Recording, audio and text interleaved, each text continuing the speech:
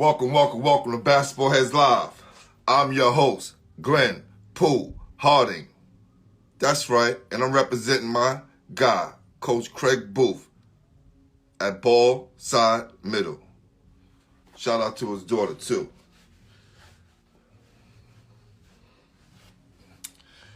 All right, welcome to Basketball Heads Live. I'm your host, Glenn Poole Harding, and tonight we have a very, very special guest. This basketball head hails from Fort Greene, Brooklyn, home of the King brothers, Bernard and Albert. And my guy, Ed Booker Smith, who I ran into the other day. Salute, Key. See you soon. Can't forget Taj Gibson, just to name a few. This basketball head was an 8th grade phenom at Junior High School 113, home of WNBA champion and New York City legend, Epiphany Prince. Who can forget all the numbers she put up at that school? From 113, he moved on to the legendary Bishop Loughlin.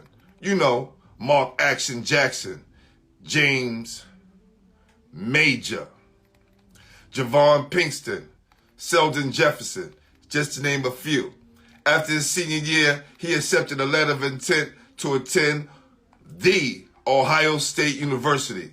At Ohio State, he racked up 1,384 points, 400 rebounds, and was all Big Ten honors in his junior year. After graduation, he played 8 years in Europe, Germany, France, Poland, and Switzerland. Now he's retired with 4 children. Without further ado, help me welcome to the show, Bishop Loughlin and Ohio State great, Brian Brown. Y'all ready?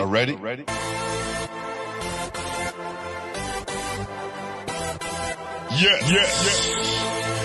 You have just stepped into the world of chaos, where everybody goes hard. Come on. Go hard. Go hard. Go hard. Go hard. Go hard. Go hard. Or go home. Never back down. You gotta hold your own. Go hard. Go hard. Go hard. Go hard. Go hard. Go hard. East Coast. Go hard. West Coast. Go hard. Midwest. Go hard. Dirty. Hurry up, everybody. Get online, buy your tickets, cause the game about to start. What's up, man? I'm chilling, man. I'm chilling. Can you hear me okay? I hear you loud and clear, brother. Perfect. Yup. How's everybody on the other end? What's up to everybody to check in? They'll be coming in soon. Soon they check their phones and realize it's 8 o'clock. Right. I appreciate the introduction. That was beautiful. I appreciate that. Nah, don't worry about it, my brother. That's what we do here at Basketball Heads. I'm going to try to see if my guy, resident artist Jamel Powell, finished with that artwork. I know he was running around doing some things today, but we'll definitely get that out to you. I apologize to my people out there. I was supposed to send out some pictures this weekend, but it's going to be next weekend. All right? But y'all will get them. Trust me. We have a lot of artwork to get out. Mm-hmm. All right, brother. So what I like to ask everybody who come to the show is, who introduced you to the game? Into basketball? Yes. Being from Brooklyn, being from Fort Greene, it's a court in every corner. So the game was just a part of the culture and the environment, especially coming up in the late 80s, early 90s and stuff like that. So it was just a regular thing. But I played organized basketball at 10 years old with the Cobras basketball right in between Farragut and Fort Greene, right there at Boys and Girls Club. Oh, yeah. Very, very famed place. And I think it's not utilized as much. I think throughout the years that it's been there, it should at least produce an AAU club, because it's a gym right there, a nice, cool environment, and they take care of the place. So why not, But hopefully something will come out of there soon. For sure. But it helped you guys. It helped you guys have a safe place to play and, kind of get your game to where you need to get it to go to where you need to go. So salute to the boys club. Absolutely. Yep. So who were the major influences in your life, like the biggest influences in your life? Regarding basketball? Period, just in general. Period. Probably my Uncle Pop used to play for Western House basketball around the way, and then in Fort Greene. So I guess he kind of instilled it in me when I saw him doing his thing. And then once I was able to play, and there was, you know, a lot of people along the line. I was raised by my grandmoms. Once I was 8 years old, right across the street from Fort Greene, and the co-ops right there on Myrtle and Ashland. So once I was raised by her, that allowed me to kind of have the structure to kind of go to school and go to the boys club and just stay locked in. So my grandma was a big influence on me regarding that part. And then once I got in there, you know, just along the lines, there was a whole bunch of male figures and role models, starting out with Coach June Francis with the Navy Yard Boys and Girls Club. Salute Coach June. Yep. You know, everybody. I told Coach June a year or two ago when I ran into him, like, yo, I don't know how, if you know how influential you were for so many brothers, you know, coming up in that time. Like, you know, I didn't even realize it until I got older, like, to be like, yo, wow. You know, so it's just a long list of people to name, but there was a lot of brothers starting out with Coach June, you know, in the Boys and Girls Club at 10 and under, and just down to Coach of Kenny P. You know, Kenny P packing up all the guys. Yep. You know, Kenny P was huge. Like, that was his second most influential guy, and then on to Bishop Loughlin and everything else. So, yo, brother, let me tell you, I had Kenny on the show, and I told Kenny, I said, brother, I respect your game, and if nobody don't know, they need to come and check Basketball Heads, because me and Kim, we the same age. While we was playing, Kim was coaching. He was coaching Kenny Kings. This was back then. He was young, right? And crazy. Look, most guys, if they can't really play in the game, they would quit, right, and not be around it. Kenny stuck with it, right? Now he's one of the top coaches in Brooklyn and probably the city. It's crazy. I was coaching 8th grade boys this past season, Columbus Academy out here in Columbus, Ohio. And I was thinking, like, with me coaching and me working and my kids and wife and duties and all that type of stuff, I think, like, damn, how he did that? How can he did that? Like, having that time, like, you have to really be dedicated to what you do and love it, like, because it's crazy. Facts, man. That's real. That's real. What was that first game like with Coach June? Like that very first game when you played with like the referee, you know, and your uniform. What was that game like? Do you remember? Oh man, it was everything. Just being a part of just being a part of something that was organized. You know what I mean? Back then, we talking about at 10 years old, we talking about 89 for me. I'm 42 now, so back then it was just like, yo, we got something organized and we part of something and we going to a game. And I told Coach June, we got this big half Puerto Rican, half black guy, 6'3". No, he was in the military and he's just talking. He make that face and he talk with that tone and you just know he not to be played with. You know, for us at that time being younger kids, you know, that's what we see. So like for us, it was just like, okay, this was cool. And I didn't know where this basketball thing would go. It was just a matter of just playing and be a part of something. And he was serious and he demanded you to be on time and show respect. And he didn't play. So being in the game, it was the same thing. Just having the habit of being in the game and having the joy of playing on top of just trying to figure things out. You know, you're that young, you're just trying to figure it out. And you're just having fun. So it was great, man. That's dope, man. Who was the man in the neighborhood? Who was the guy that everybody wanted to be like? Yo, just like you said in your introduction, Booger Smith. Tom Konchowski is younger than me. Omar Cook is younger than me. That's right. But Omar. Yo, it's so many. I could have went on forever with all the ball players that came out of there. And this is right on the first side in Fort Greene. Omar Cook lived on the 4th floor. I lived on the 6th floor. Taj Gibson lived in the other building. Boogs was, you know, around the way, just in and out between Fort Greene and Tompkins. So it was like one of those things. So, but Boogs was the man as far as like a household name that everybody knew about. It was other guys, Kali, my man Kali, in Fort, his young brother Malik, they ain't really was like in the school system as far as names, but names around the way. So I had those type of guys to look up to, and my uncle, like I said, who like 9 years older than me, who instilled in me just the love of basketball. And then I just took it and ran with it, stole some of his moves and other guys' moves, and just kept it pushing.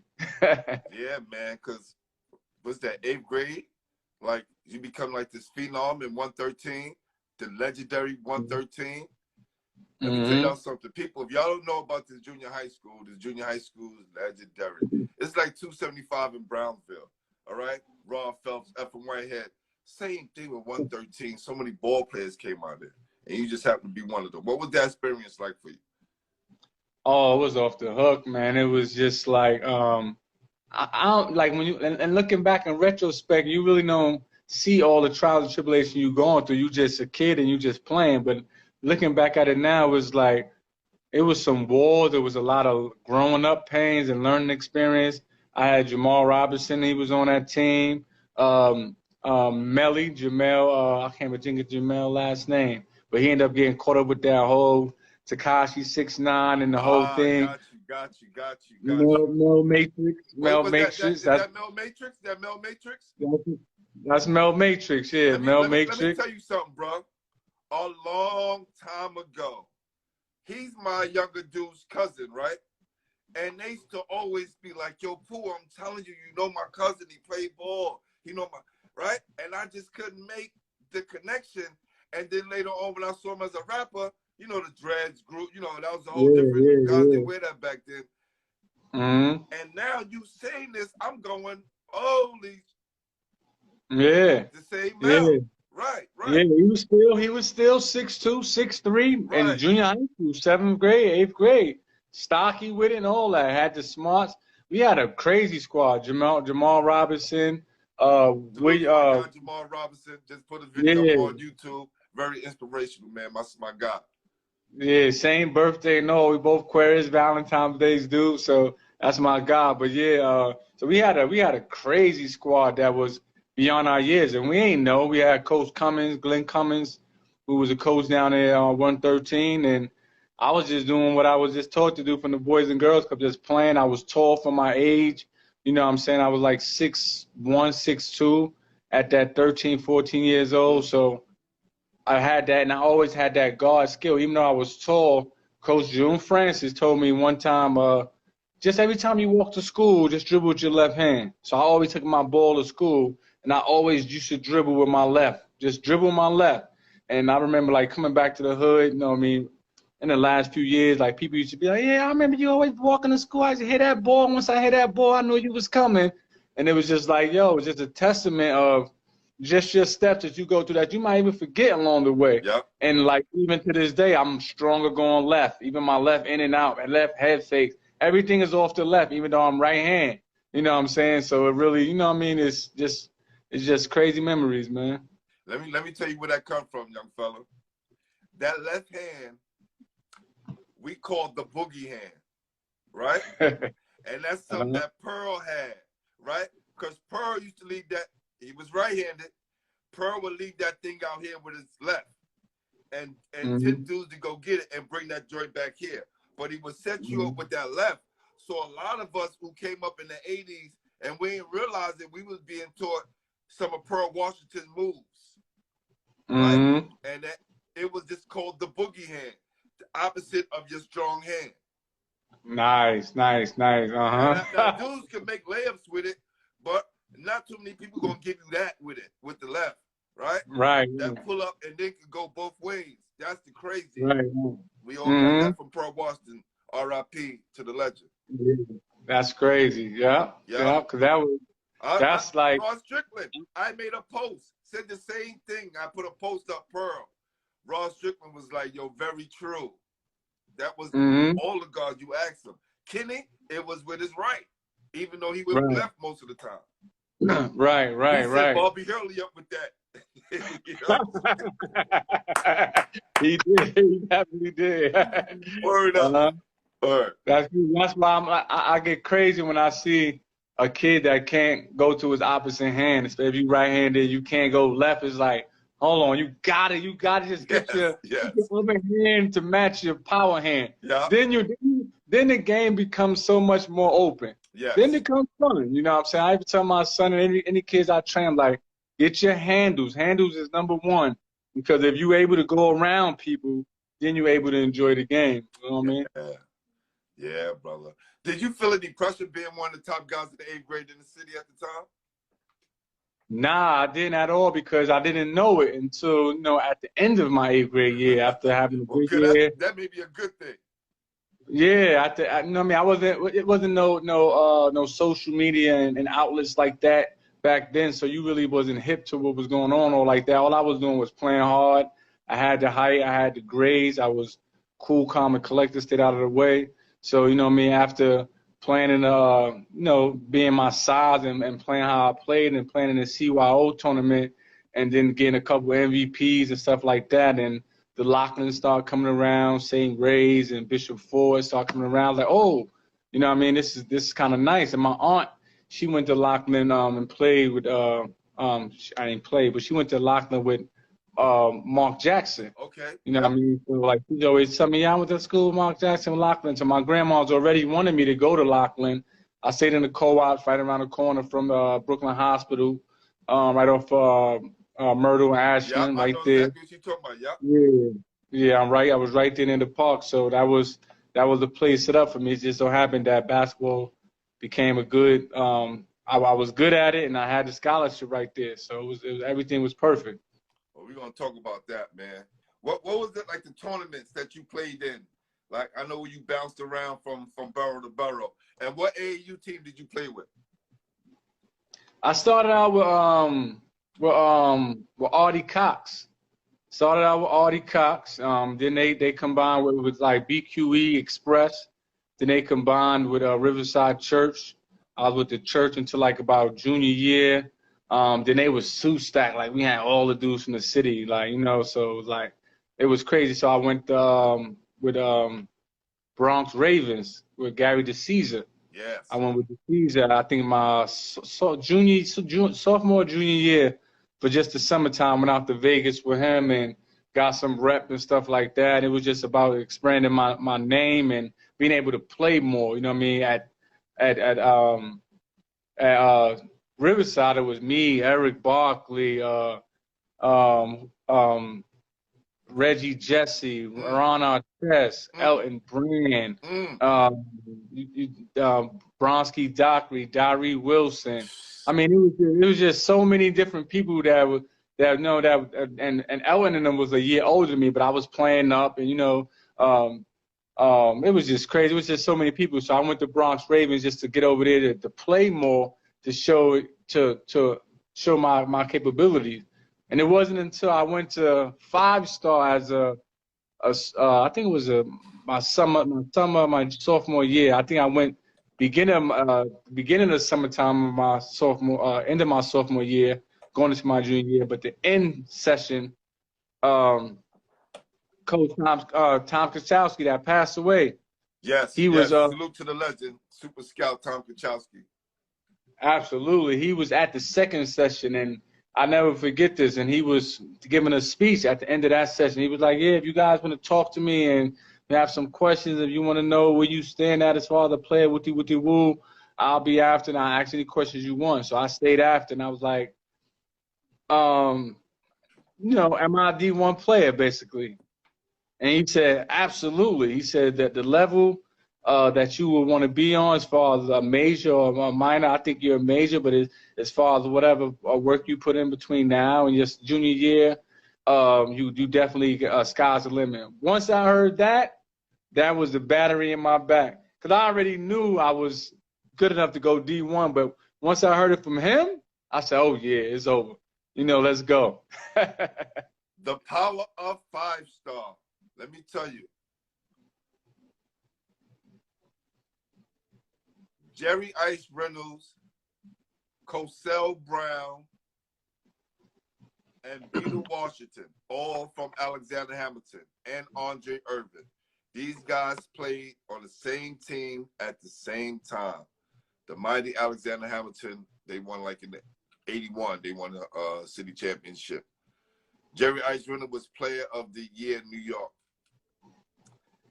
He didn't get on any All-American teams. You know why? Because Ray Haskins didn't allow his kids to go to 5-star at the time. Now, the power of 5-star. Ross Strickland missed his last date in Holmesdale because he figured, I'm already the #1 point guard in the country. I done bust everybody's ass. Why go? 5-star said, you know what? You're not going to be a McDonald All-American. Wow. So it's a good thing. Then there's also a negative thing, but there's a structural power that comes with them opening up doors for us. And not to knock them, because look, it worked out for a lot of us. But at the end of the day, if there's a blueprint that's modeled, right? Because the 5-star, I went to 5-star as well. If you go to these places, you get exposure, but also it opens certain doors. Now, I don't care how good you are, and they done proved it. Ross Strickland, one of the greatest on every level. They kept him out of the McDonald's All-American game just for that reason. And I think that negative tag follows him along the way. Yeah. It's just a little history. I like to bring up a little history every time we talk. Yeah, but see, I don't see, and you would know that coming before me. I would have no knowledge of that. You know what I'm saying? Like, my only basketball player in my family prior to me was my Uncle Pop, who's 10 years older than me. He went to Westinghouse, and then he went to BMCC for a year or two. Like, so, like, I'm my first generation. Everything is definitely as far as on a level as that I played on. So I wouldn't even know that depth of history. You know what I mean? So that's dope. I'm glad you shared that. No doubt, my brother, no doubt. But like I said, you're deservedly of all the honors. This is your night, brother. You made an impact in New York, and we never gonna forget it, man. For sure. Appreciate it. No doubt. Appreciate it. So when you get to Loughlin, did you do the whole freshman JV then varsity thing? Nah, I was fortunate enough to play varsity as a freshman. Coach Lucky, yeah. Yo, hold on, fam. Hold on, fam. Let's make some noise for that right there.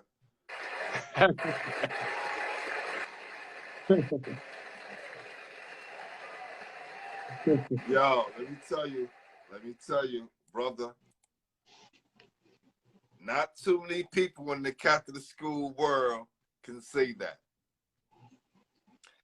A lot of our greatest ball players who came out of New York City that played in the Catholic School League, especially at Loughlin.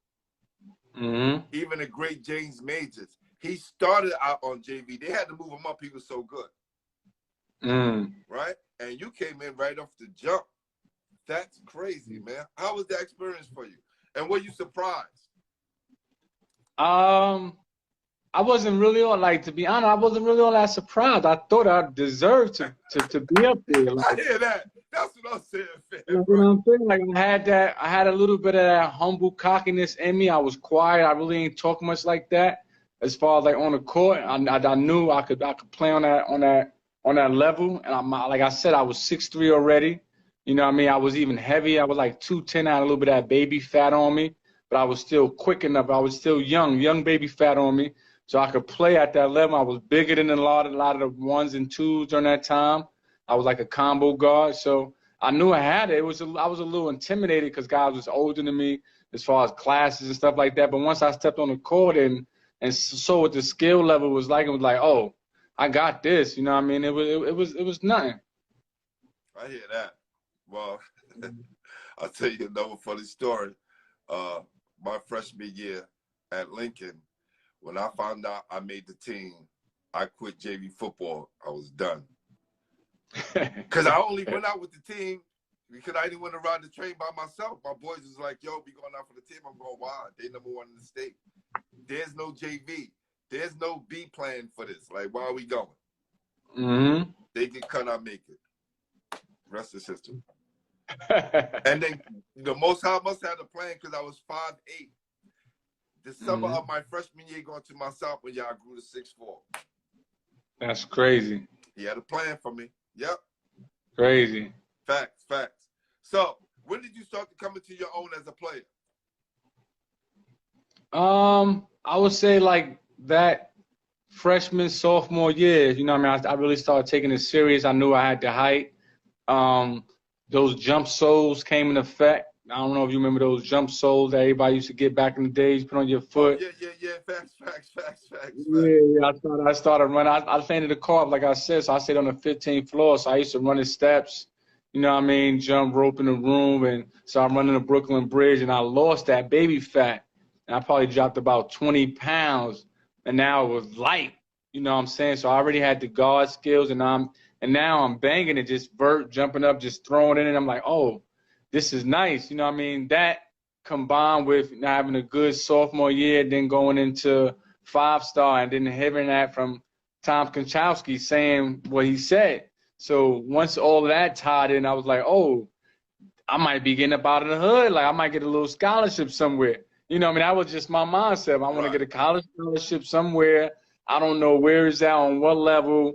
I just know I'm gonna get to play somewhere. And that's all it was. Like Biggie said, it was all a dream. That's right. That's all it was. Like it was all a dream. Like, and it happened like that. You know what I mean? So that's why, like, if my message is to get to any kid, is like, when I look back at it, it's like from age 10 years old, from organized ball to 17, basically. So 7 years span where I got a time to hone the skill and to be a part of different cliques. And I was rewarded with a college scholarship, full-year ride, play well be able to play over. All these different doors open up just off of just staying solid to something that I enjoyed and was good at. You know what I mean? So it's crazy, man. That is, man.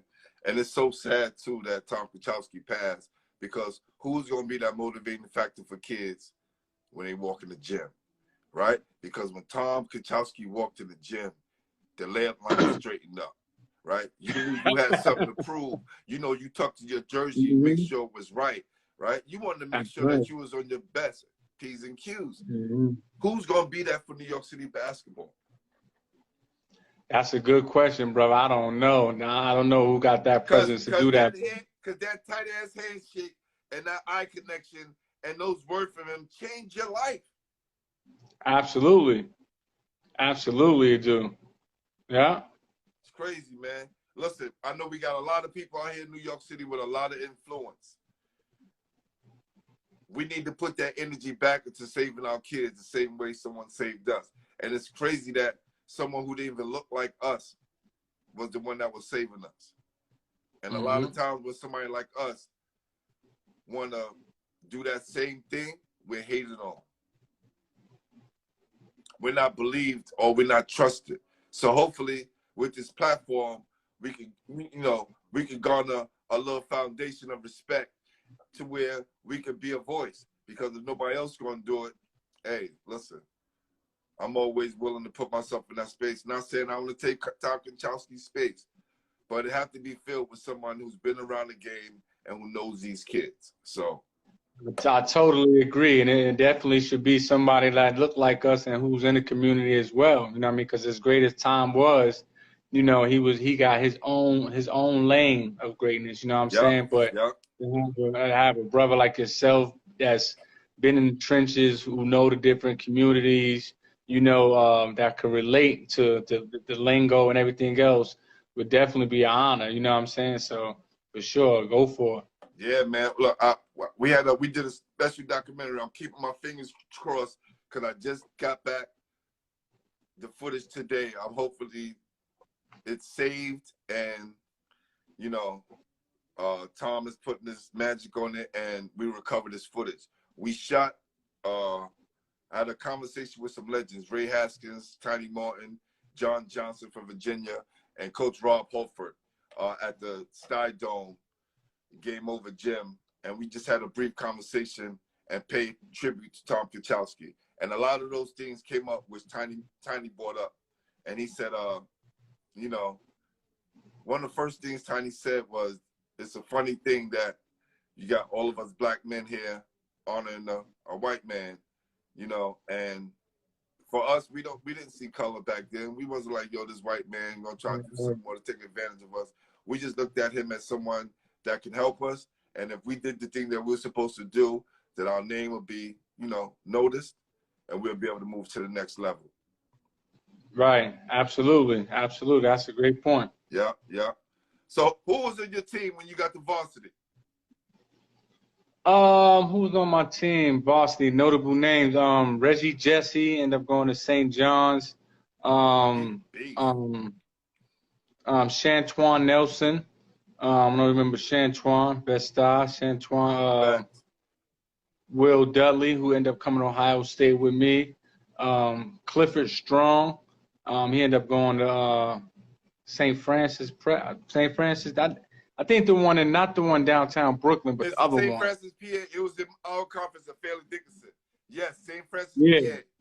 Yes. Yeah. They had a Cliff kid named Strong. Mike Isolino there that was crazy. Yeah. And Joe Anderson, my guy, who was there as well. Mm-hmm. Yeah. Some of the young bucks, Michael Boynton, who's now the coach of OSU. Yes. Salute, Mike. Who like up crazy here, brother, salute. for sure. Yeah. Crazy salute for what he's doing. Terrence Watkins, out of Far Rockaway, Queens, was under me with Michael Boykin, with Mike. So those are some of my younger guys and some of my older guys. Reggie Jesse, Shantuan being 1 year older. Tough squad, man. How did you guys do while you was there? Oh, we did great every year. We were like semifinals, but like the league was like, you talking about a league of Christ the King had. Talk about it. Yes, it's that era. I know. Christ the King had Eric Barkley, Lamar Odom, Ira Miller, Speedy Claxton. LaSalle had Ron Artest, the other shooter guard, Muggsy, the point guard, Muggsy with the left hand from Manhattan. Rice had Dyree Wilson, Bronski Dockery, Kenny Satterfield, Anthony Glover.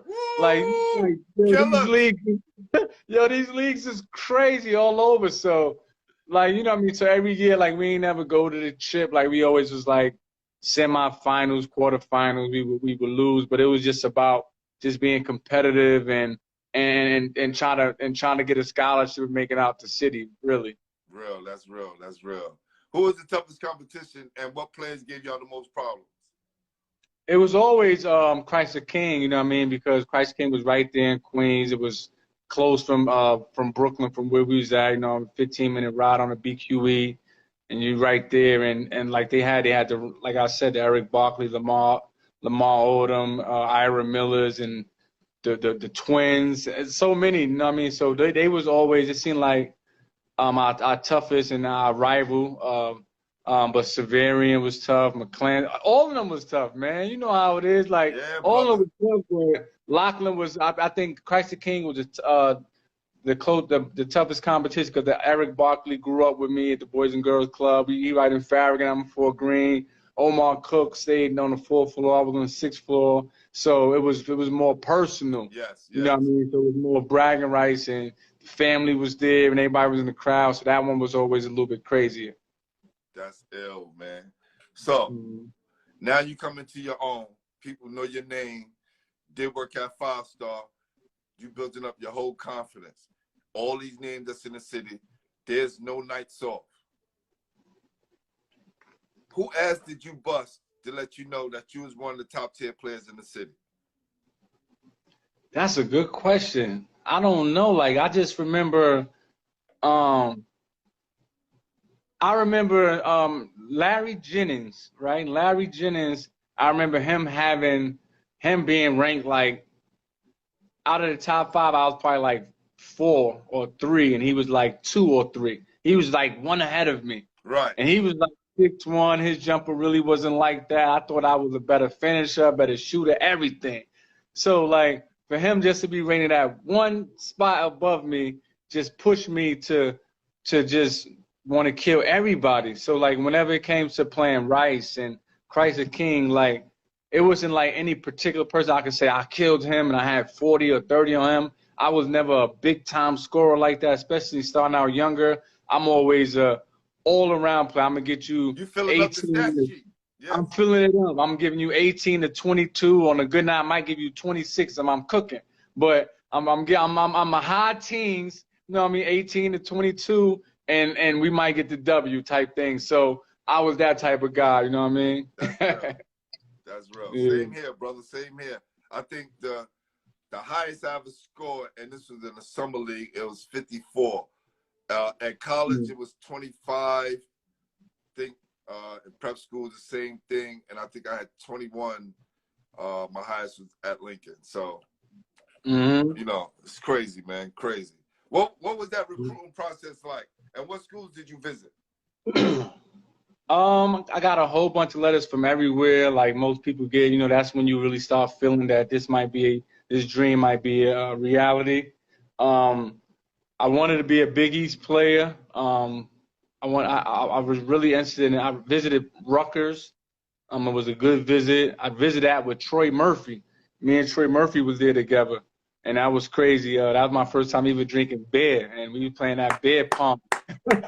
We playing beer pong. I got bent playing beer pong with Troy Murphy, but I wanted to go to West Virginia, but the coach there would kind of used me as a stepping stone for another guy, Sean Conley, who ended up being my teammate at Ohio State, who ended up leaving Providence and coming to Ohio State. But he used me because I visited. He knew I wanted to commit to Providence, so he basically told this Providence kid, this Boston kid, that, hey, we got Brian Brown coming in next week, and he's basically already signed, sealed, and delivered. So if you don't commit, you know what I mean? Like, he's going to commit. So he committed before I could even take my visit, which made me going to my next one, which was West Virginia. But the coach for West Virginia, I think it was Gail. Well, I can't remember his name. Gail Catlett, I think it was. But he went away on vacation. He wasn't there at the time, so it pushed me to Ohio State. I wasn't thinking about Ohio State or nothing, but my teammate Will Dudley, he visited Ohio State. He like, B, campus is crazy. Just take a visit. It's nice. I'm sure you'll like it. I'm like, all right, they're going to give me a free trip out there. I'll take it and see what it is. You know what I mean? He took a visit out there and knew nothing about Ohio State. I didn't even know what conference they was in or nothing. But Jim O'Brien used to play, was teammates with my coach, Bob Leckie. He from New York, too. He's a New York guy. And he had just transferred from Boston College out there. And I went out there, and, you know, Scooney Penn, I had just watched him the year before, killing him, the guard and for Boston College in the tournament, the Big East tournament. I'm like, oh, this guard is nice. Who this little guard? You know what I'm saying? And I was like, I knew he was there, so I figured I have a good guard to play with. I was considering myself a 2 at the time. So, make a long story short, I went out there and loved it, man, and see how huge the campus was and seeing the life. Yeah, I think that's an understatement. My guy Perry Carter, who I played at MCI with, went to Ohio State. He said, G, Ohio State is like another country. I was like, what do you mean, Perry? He was like, the town is the school. Exactly. Nothing else. I was like, what do you mean? He started showing me pictures. I was like, holy shit. Exactly. And coming from New York, of course, I've been to Fordham. I've been to St. John's. And that's like you in the city. Like, you're not really seeing no college vibe. You know what I mean? So when I went up to Ohio State, and I see this big football arena, this basketball arena that was brand new built, that was size of Madison Square Garden on campus. Right. 20,000, brand spanking. So I seen that, and then I seen the old basketball joint, that whole 15 that was over there. Then I'm like, yo, this is a college. Like, this is my imagination of what college is supposed to be like. You know what I mean? So then I hook up with a couple of the basketball players, and they pick me up in their Jeep, and they playing the Midwest rap, and we going to parties and stuff. I'm like, okay. You know what I mean? And then, you know, coach said, you know, I'm from New York. You have a great opportunity to play out here, and I don't got no guys, no favorable guys. I'm new, everything new here. And you got an opportunity to start or not start. It's all on you. And that's all I needed to hear. Like, okay. And I knew I was coming with a teammate of mine from New York. I wasn't going by myself. So I said, let's do it. Let me tell you something, B. You are the exception to the rule. When B told me about who he's nominating, and I just started doing my homework, I was like, damn.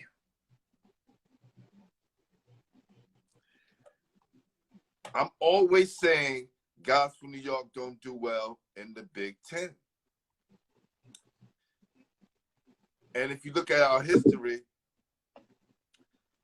a lot of us go to the Big East, ACC, right?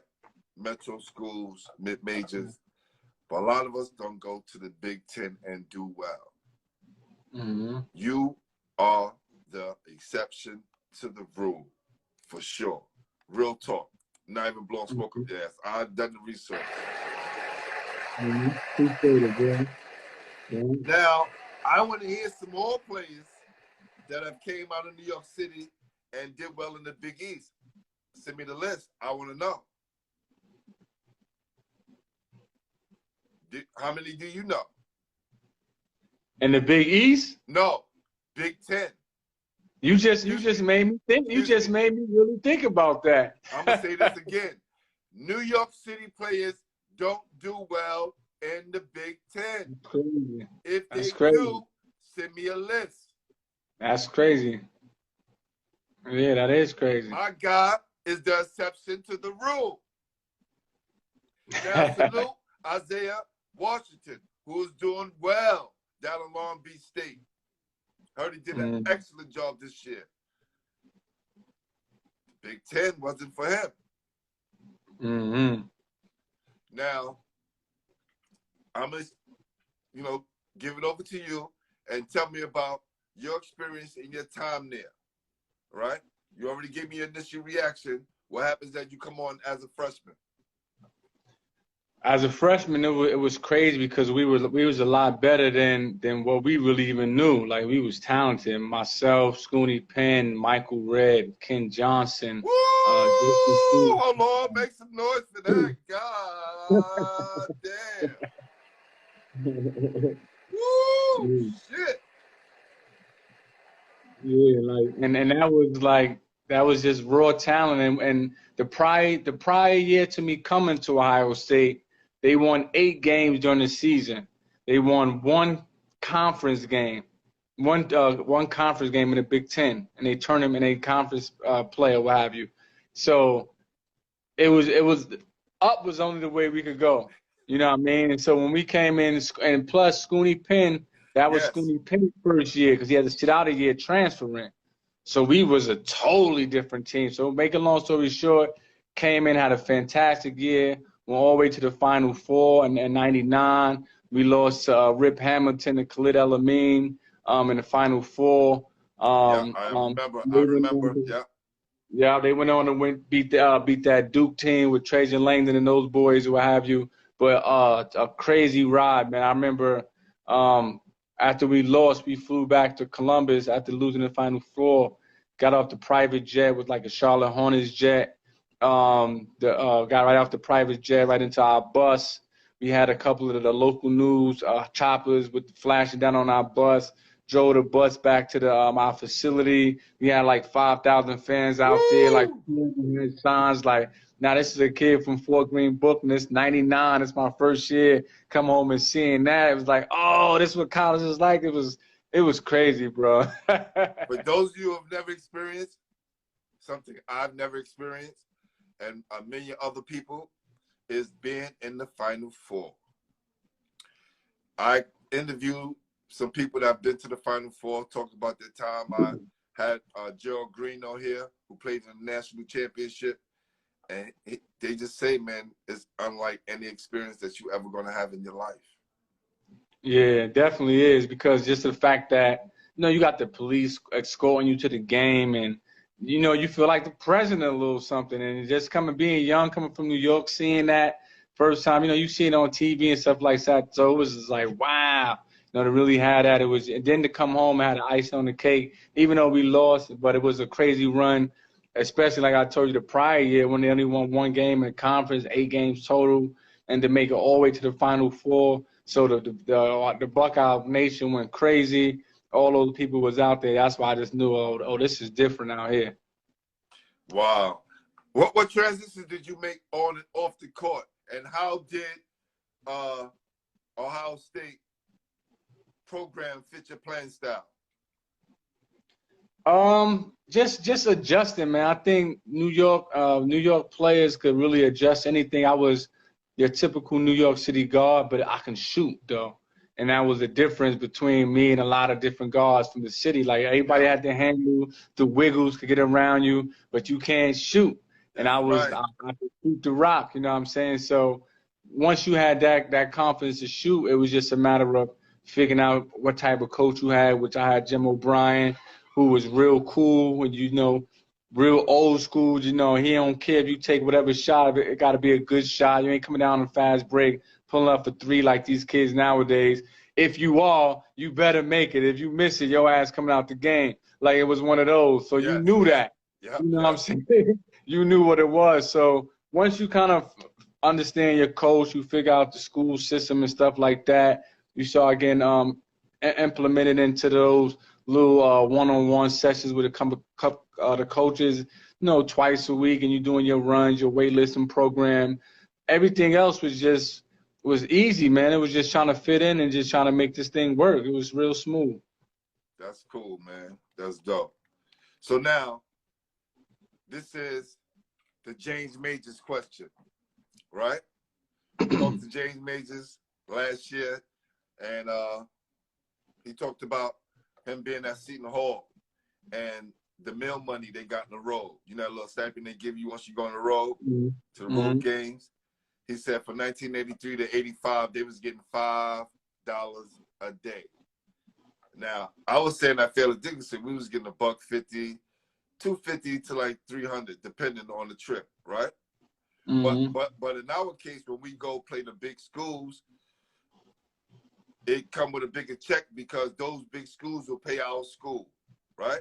It's called a buy-win. They still do it to this day. Where like Ohio State will play like St. Francis of Brooklyn, right? But they would give like St. Francis of Brooklyn $100,000, the program, right? And this is where we have the upset comes in, because upsets don't exist in pro sports, only college sports. And because one school gives another school a check for a win. Now, they don't want the school to lose, but they just expect it since they're the bigger program that they're going to win. So when that little school wins, the big school lost the game and they lost the money. So they're upset. And that's where that comes in. But that's enough for that.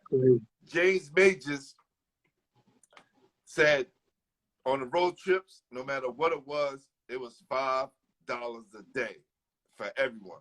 PJ Carlissimo was pocketing the money. Let's say that. Let me stop. How was you guys treated, and what was the style like when you guys went on the road?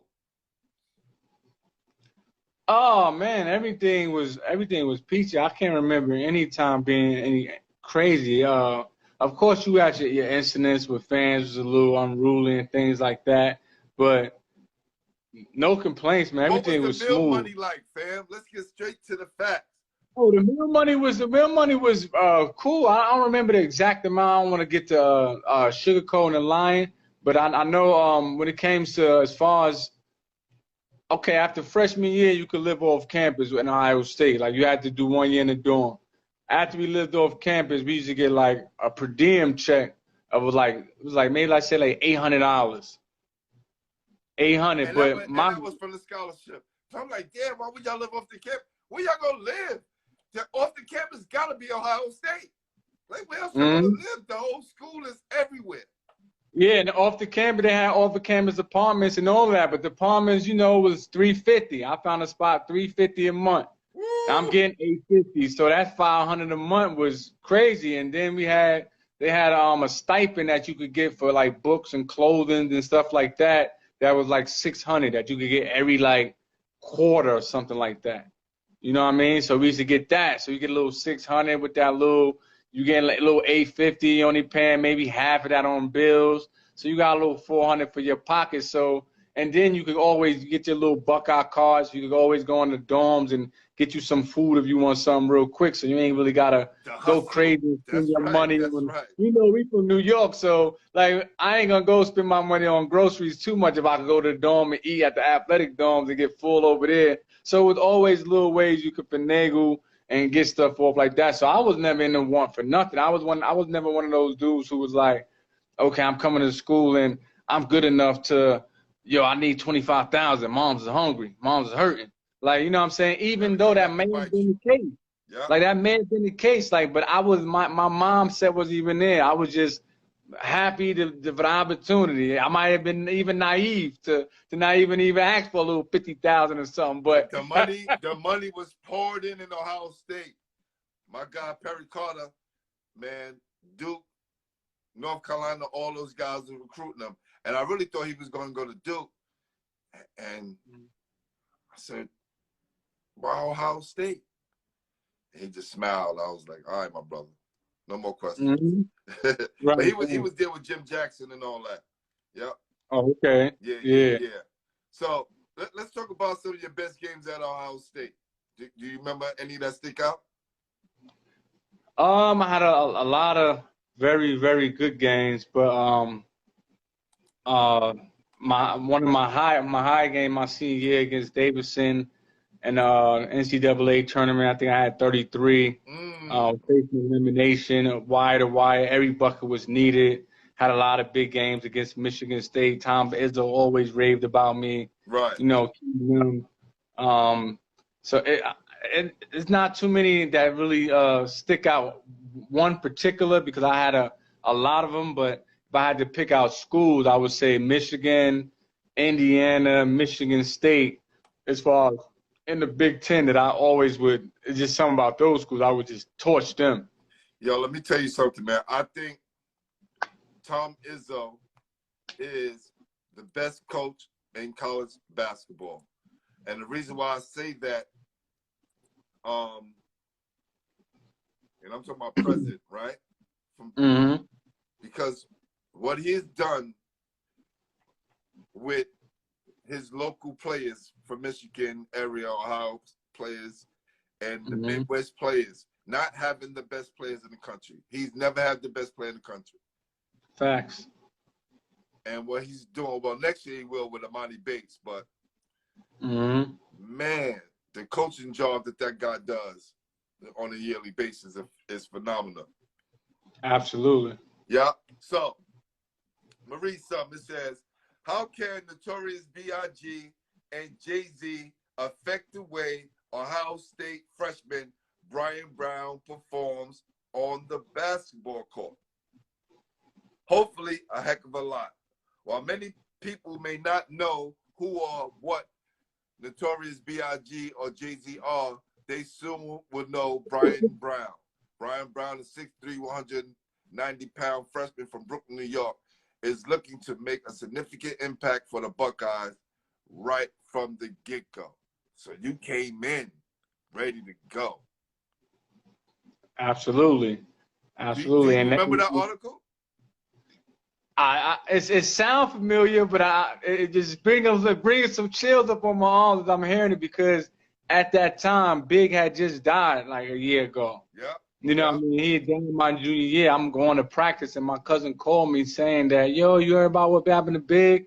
So Big was very inspirational in my life, you know, being from Brooklyn, coming up, me being a teenager at that time. So, like, even now when I hear about, like, the Pop Smokes and Nick Blickies and all them young guys from New York getting killed, and you see the little kids going crazy, I'm like, yo, that was us when Big died. You're right. Like, You're right. Son, like, we was the same way. So you be like, you don't know why these kids acting going crazy off these rap. Like, yo, you was the same way off of Big and them. And Big was only 24. But to me, I thought he was 34. Like, you know what I'm saying? You didn't know. You know what I'm saying? One of my close friends and former producer, Easy Mo B, who produced 5 songs on Big, first album and 2 on the second. We was in the studio with Big. When he was laying down the track for I Love the Dough. He was waiting for Jay-Z. And we were talking. And I couldn't believe first of all, we knew I met him beforehand, but at this time right now, he's the biggest dude in the world. Pop, it don't make a difference. R&B, Big is like right now the biggest thing in the world. And he was having a conversation with me about him not seeing his son and the importance of being with a woman that you know you're going to be with, right? So when y'all have this family, y'all can have it together and y'all can minimize the problems. I was so blown away. Because what you hear, the gangster rap, you hear all of the gun, shoot 'em up, tote 'em up lyrics, and the perception of being a notorious B.I.G., you wouldn't think that a fellow like that is even thinking on that level. That's crazy that you said that, because after watching a little Netflix documentary on him, you really got to see that side that you're talking about. Him talking about raising his kids and having a family and getting this money and starting a clothing line. He was just talking about, I'm a humble guy, you know, I'm funny, I'm a shy guy. Yeah, like it was very funny, very funny, yes. Yeah, all that stuff was just lyrics. Like at the end of the day, like he was just a young kid. His mother was a school teacher. Right. Right? My mom went back with what he said, one room shack and all that. He lived right downtown to St. James. You would think he lived in squabbles in the project somewhere, right? Right. Lyrics. Right? Some of the things he was, you know, going through, whatever, but the perception, right? The whole perception thing is crazy, man. So, brother, I just had to pull that up, man, and just remind you of just some of your greatness and how Ohio State felt about you back then and still do. Appreciate that. Yep.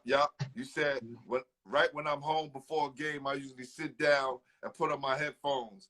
I lie in the bed and just start going crazy, singing songs, thinking about what I'm going to do in the game, Brown said. We also meet with Dr. Chris Carr, and we do psychology through visualization.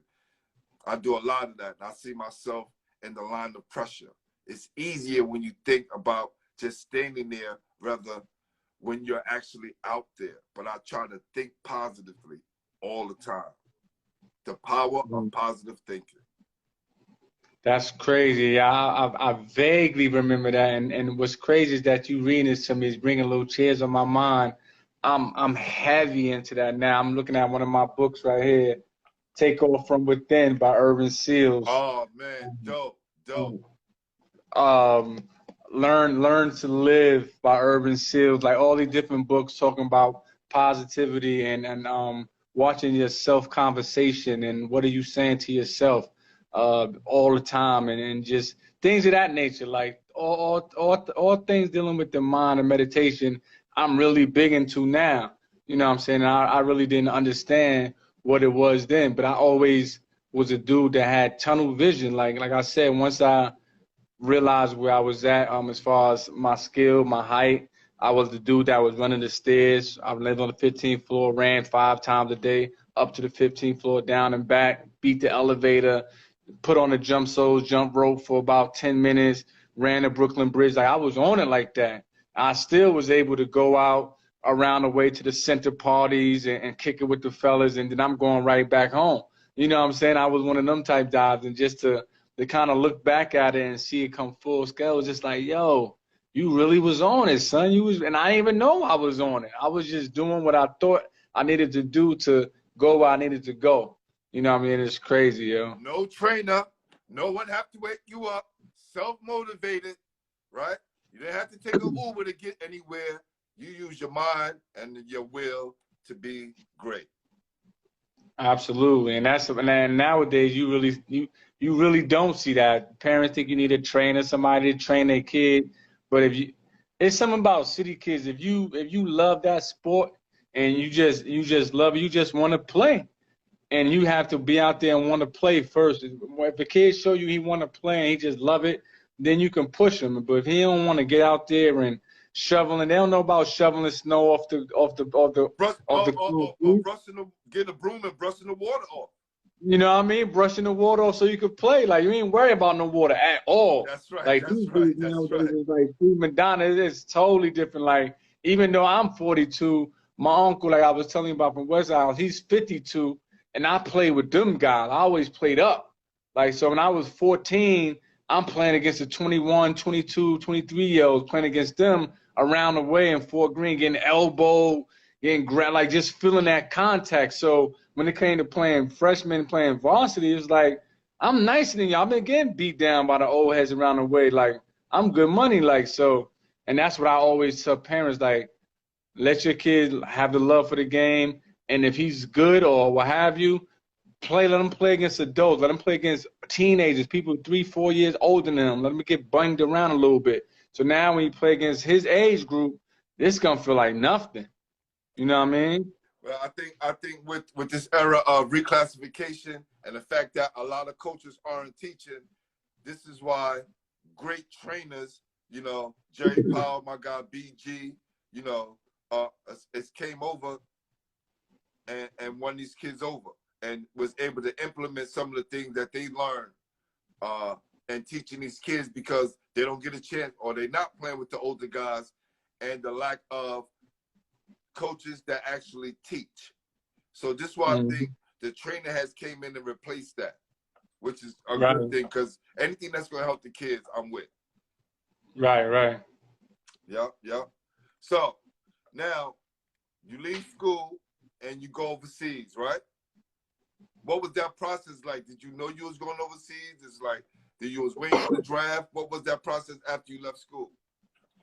Oh, it was crazy, man, because I worked out for a couple NBA teams, a few NBA teams, and I all had great workouts. But what was crazy is prior to going to work out for those teams and getting ready for to train for a few teams, just playing pickup for some of my players for OSU.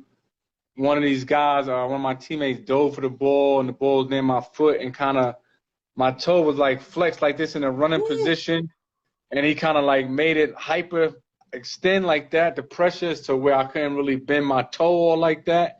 So I had to have my doctor, Vinny O'Brien, put a little metal underneath my foot so my toe really couldn't bend. Right. Anyway, to make a long story short, I went to those teams and he told me don't even tell them. Like, you know, if I perform bad, then tell them. If I perform well enough to where I felt I ain't even have to say nothing.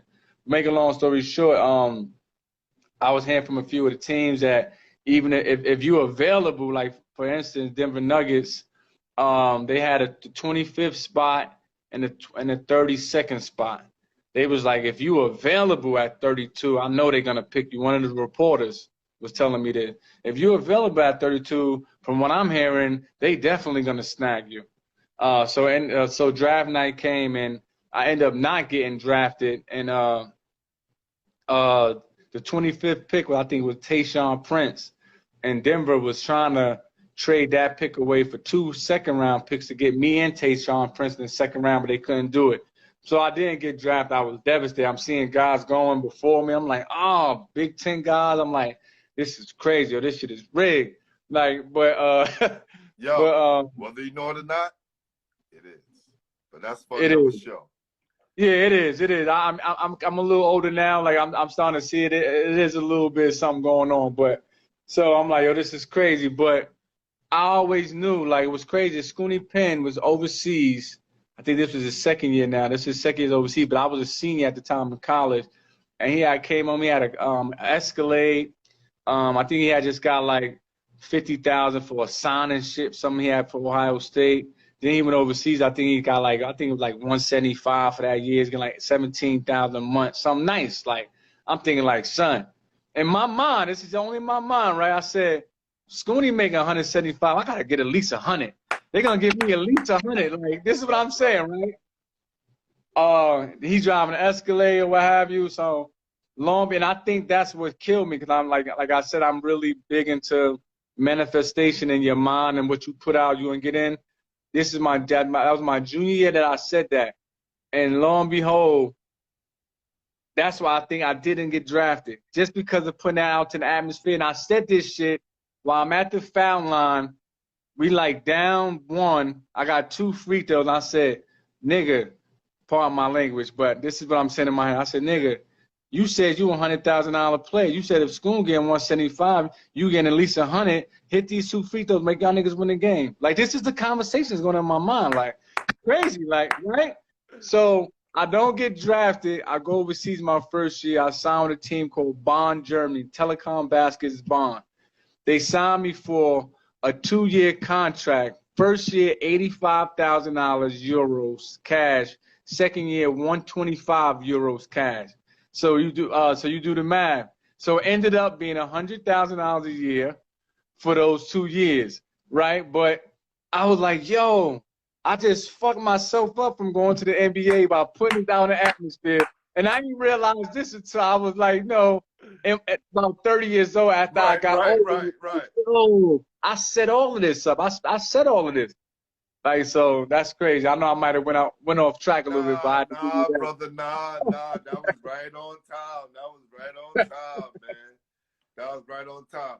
What was the best country you played in, and what are some of the things that you learned? Well, out of my 8 years, I played like 5 of them in Germany. Germany was off the hook, very Americanized. 90% of the people speak English. You got all American bases over there. So I was able to go to all the bases, do my food shop and get my DVDs and music. So I was hip to everything that was going on in the States. So it was like being away at college, to keep it 100, and I was just getting paid. You know what I mean? Nightlife was off the hook. You know what I mean? Hip hop, R&B, all that was crazy. I did 1 year in France, the A division in France. That competition was crazy over there. I was in the south of France, right next to Monaco and Saint-Tropez. So I'm puffing and be talking about that. I was a 40-minute drive from there. So we loved it over there. I was right on the water, hot all year round. So that was off the hook. Lugano, Switzerland. I ended my career there in 2010. Won a championship there. 20-minute ride from Italy. Go to Italy, 10 nightclubs, chill out over there. Hot during the summer. In the winter, it used to be warm, but the mountains be all snowed up. So that was a beautiful country. Switzerland is. Word. Now, how long would you have to stay in Switzerland to get citizenship? I heard they don't play that out there. I don't know, but I know each time you go overseas, you get like a 6-month visa, because you're a working visa. So you get to stay over there longer period. You know what I mean? But typically you're gonna be overseas you go over there for about 8 months, 9 months. The longest depends on your team with the playoffs and championship. So typically what I did, I was over there 8 to 9 months. I would go back to Ohio. I had an apartment over there. I would stay for about 2 months. But I would come to New York back and forth for about a week here and there, just see the family and friends. Then I was back overseas again. And I did that for 8 years, back and forth. Dope. Now, I had Kim Hampton on here.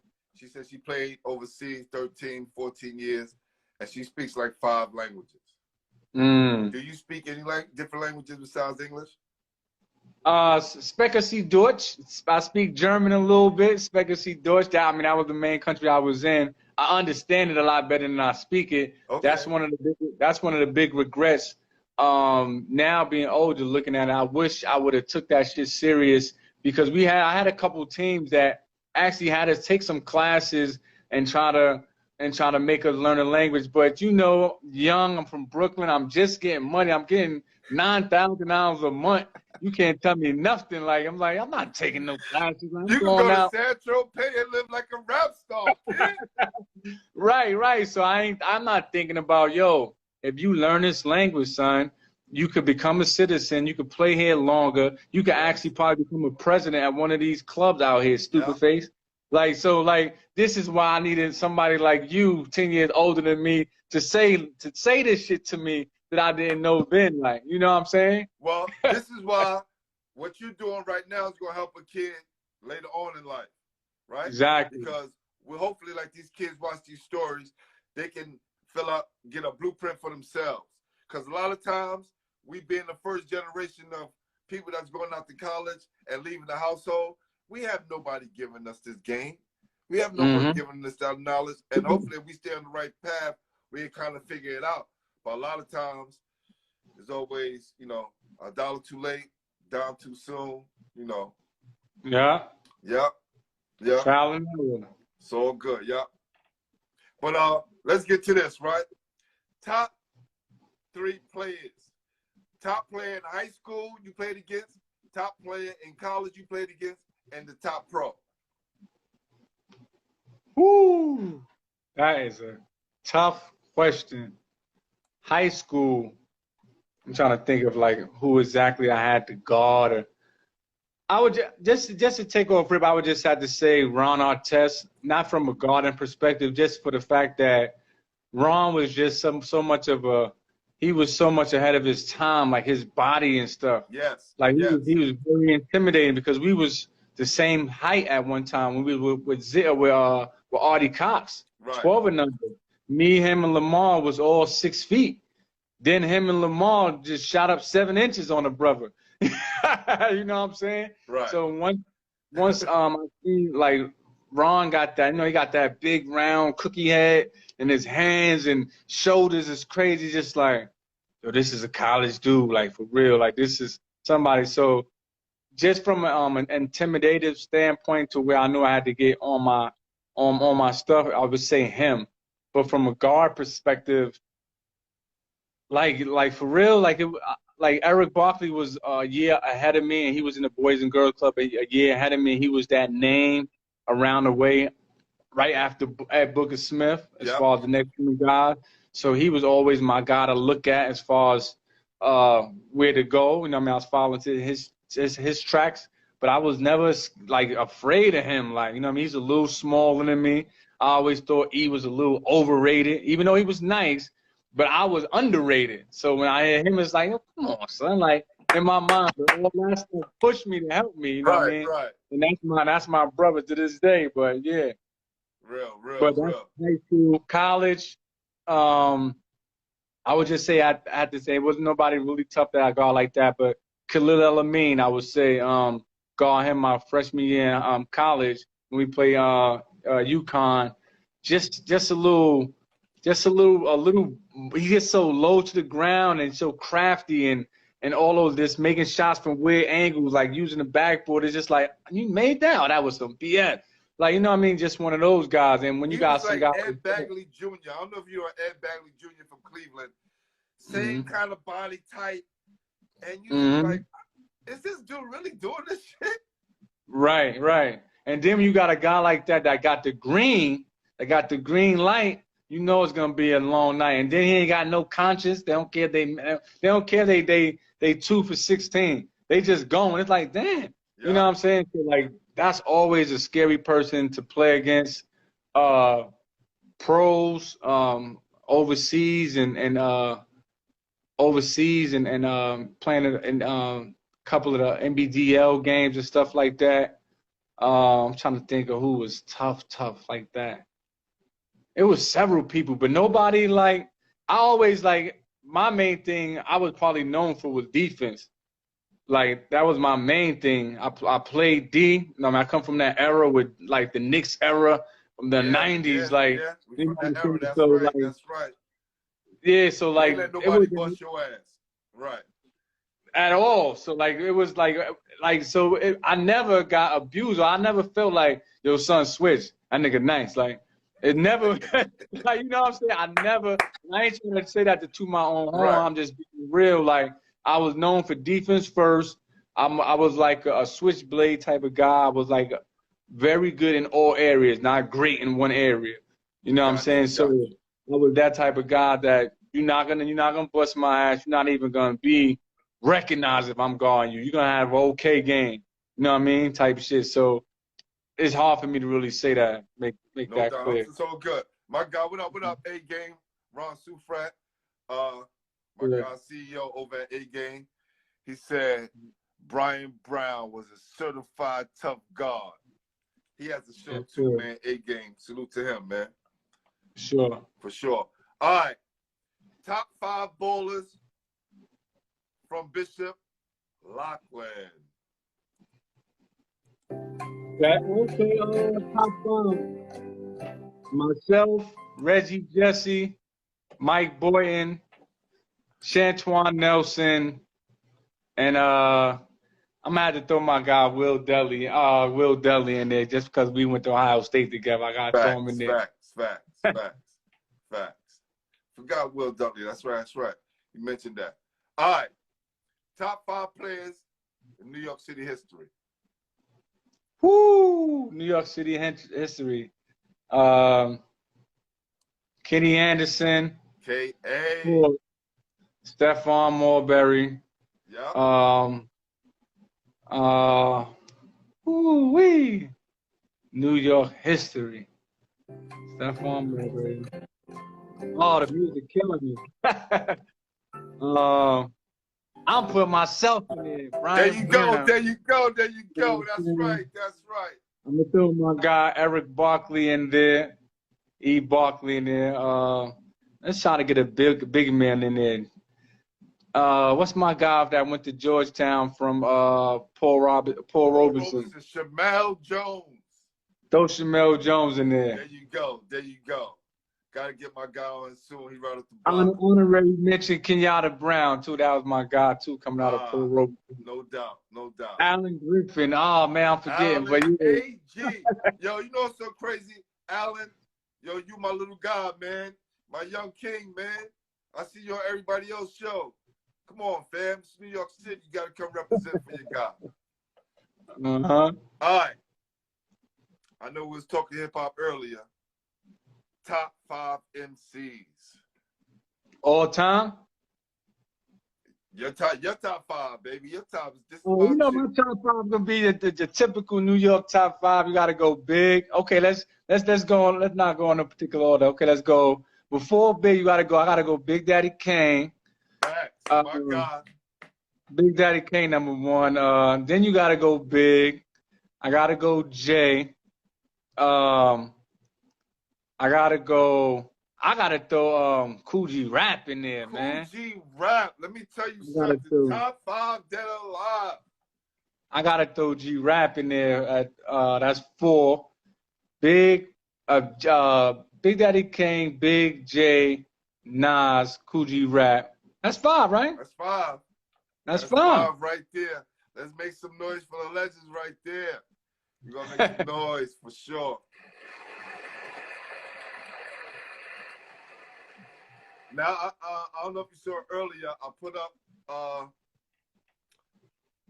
this old verse I did, 2014. I think it was actually, that was the next to the last verse I've ever done. I'm an educator at Martin de Porres. Been there for like 19 years now. I'm also the high school coach there. Mentor program. I put on the talent show there every year. And every year, my kids just, especially when the BET Cypher came on, they should be like, Mr. Hardy, let's do a cypher. Everybody know you used to rap. We heard your CD before, your mixtape, blah, blah, blah. And I was like, nah. So they kept pushing. So one day, I did it. And it turned out pretty well. I actually posted today. I was motivated by it because I had Nikki Avery up here, New York City great.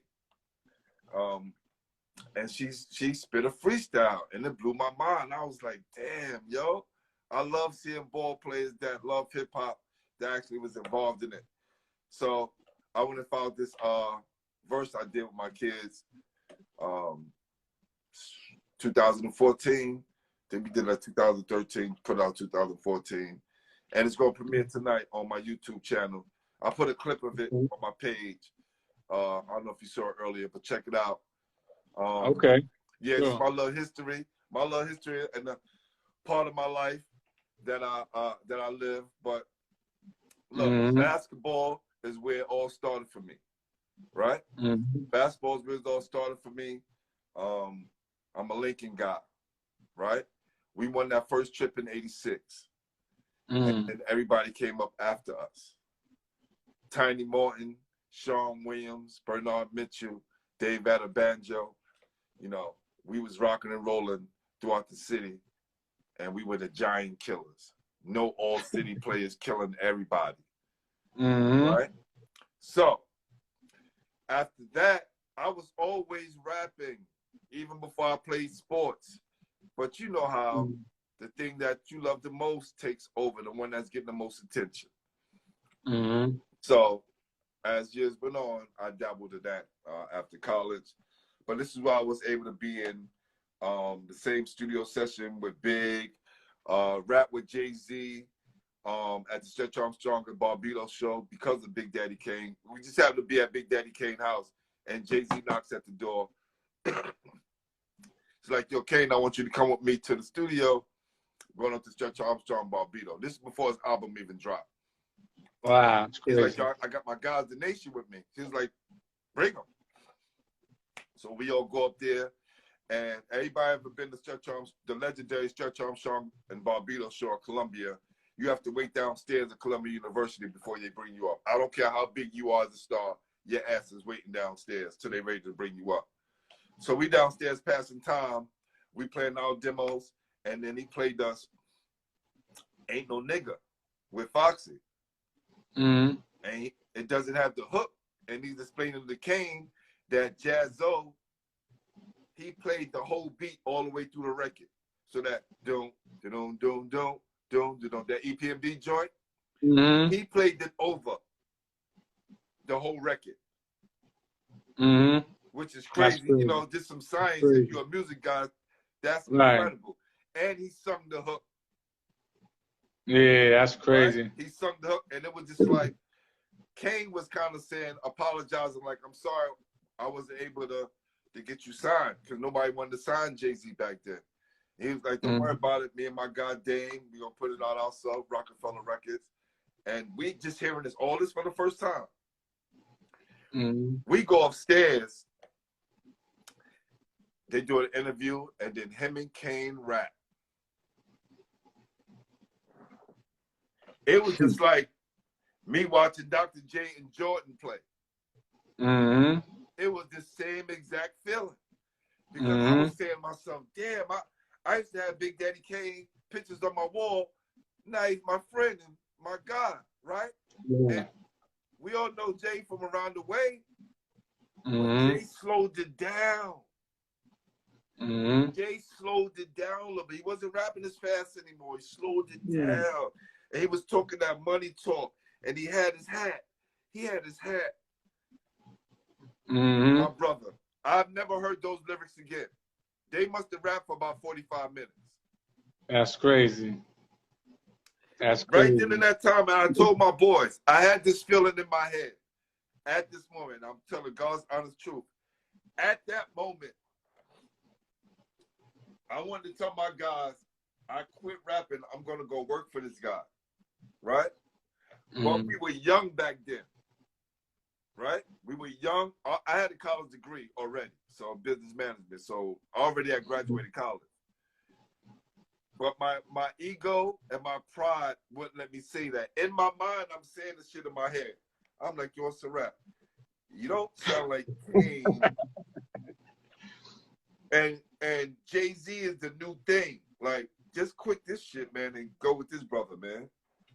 So I tell kids, you know, you can take all the advice from everybody in the world, but if you don't like what you do, who cares? If you like what you do, everybody else would jump on. Nobody wanted to sign Jay-Z. I remember. I was there. Right. When he decided to put his future in his own hands. And this is what we have today. Salute to Hov. Salute to Hov, for sure. No doubt, no doubt. Give him a round of applause for that, because that's real talk right there. Like Snoop said, sometimes you got to thank yourself. For sure. Hey, my brother, listen. I want to appreciate you for coming on the show, man. It was a pleasure getting to know you. Filling in some of those blanks that maybe some people had. I want to let you know you defied the odds by being one of the most successful players in New York City history to play in the Big Ten. That's super facts. You go do your research. I'm saying it right now. I've been doing this for a minute, right? So you, Scooney Penn, you know, my man from Bishop Loughlin, that with the Bishop Loughlin with you You have Well done. 1,384 points, man. Yeah. Yeah, I appreciate you, brother. I thank you for reaching out to me and just putting me on your platform. This is definitely needed, definitely for old heads and basketball heads like myself. It's even funny considering myself an old head. I still Now feel, we I got still feel changed the 18. dialect because I told my guy Jay Quan at Hoop Dreams NYC. He has a dope platform too. Represents New York City very well. Salute to my Okay. young guy. I told him from now on, the younger guys got say we OGs, right? Mhm. Because I'm original Glenn. I'm original gamer. So I'd rather be called the OG than the old head. Right? We Right, ain't there right, yet. We still got style, right, man. Look right. at the way you wear your hat. Look at the way I wear mine. Exactly, We still exactly. got Yeah, swag. You know what I'm saying? So I can't claim that because I always, in my mind, I always say forever young. You know what I mean? As far as that's right. physically, you know That's what I mean? right. Mentally, boy, you call me an old head mentally all you want, but physically, I'm forever young. You know what I'm saying? But I appreciate guys like yourself for having platforms like this, for having guys like myself to get a chance to reminisce and go down memory lane and talk some good stuff. And like you said, this is good for guys coming up in the city that have Instagram and stuff like that, where you, if you really about this game, you could click on pages like yours and A Game posts and hear stories of guys who came before you and what they did and things like that. It's like, I wish I had that. We didn't really have no stories See? and stuff like Listen. that. You know what I mean? And You know what I mean? somebody So, else gonna write your history, right? Somebody gonna say Brian Brown, 8th grade phenom from, Bishop Loughlin High School, went to Ohio State, and he probably gonna miss a few things because it ain't coming from your mouth. So what we want to do, we want to preserve this history because things about to change. sure. It ain't gonna change for the better, brother. So we want to Mhm. change. We want to try to document this history as this change is happening and make sure that we are the ones telling our story. It's a fact. Yeah. No doubt. So listen, you get a chance to nominate whoever you want to be on the show, right? So every now and again, my guy, Jamal Robinson, all my guys who've been on here, they hit me up. Yo, G, you got to have such and such. Yo, I just spoke to my man. He needs to be on the show, G. And that's how we going to make this happen. For all those who come on, they get to nominate someone else. Yeah, I definitely have to go with my brother right across the street from Fort Greene. Is go with my man E. Barkley. I don't know if you had him on the show yet. Reach out to E. We reached out to him last year. We couldn't get nothing to happen, so maybe you can, let him know that this is the place that he needs to come on. Okay, yeah, I got his math and stuff. I'll reach out to him, let him know that y'all be looking, y'all want to do something like this, and I think he'd definitely be willing to do it because I think he's doing some stuff with some youth and trying to do some coaching stuff as well. So there's definitely be something good for him. You know what I mean? Something to get his name out there as far as just being seen and just some good practice of talking in front of someone. You know what I mean? That's right. And where are you located now? I'm still in Columbus, Ohio, man. Like I stayed out here after playing every year after playing overseas. Like I said, I would have an apartment out here for those 3 months that I was not playing overseas, and then I would go to the city for about a week or two, see family and friends, come back out here, go to the city for another week or two. But I was mainly out here until when I retired in 2010. I just got a crib out here and stayed out here. It's so crazy, right? I'm a conspiracy theorist to the 100th power. They said on the CDC, they said prepare for the zombie apocalypse, right? Mm-hmm. Whatever that means. But they said one of the safest places in the country to be is Columbus, Ohio. Real talk, real talk. So I was already thinking, I'm going, damn, I got family living in Columbus. My niece who I raised live in Cincinnati. Yeah, I think Ohio will be the place. But that's another time, brother. When that conspiracy theories know, like them Ohioans, they ain't letting nothing happen out here. They ain't get rid of their guns or nothing. So that That's might right. be Dave right. Chappelle's out there, so I already know. Yeah. For Hey, real. brother, thank you, man. I appreciate you, man. Listen, anytime, hit me up. Send me your your address and stuff. So when I go meet my guy, this Wednesday to go pick up those pictures. I'll be able to send them out this weekend. Yo, Alan Okay, no Griffin. doubt, brother. I hope that's you, AG. Yo, my brother. Need you to come on the show, fam. Show your OG some love. You know, I knew you for a long time, brother. I'm so proud of you. Mm-hmm. So come tell your story on this platform. Brian, I appreciate you, my brother. Salute. Appreciate you, brother. No doubt. Yeah. Appreciate you. Yeah. All the blessed. Yes, we representing that ball side middle. Y'all go check that out. My guy, Coach Booth, doing the big. We are Basketball Heads Live, baby. The official home for New York City basketball. Peace.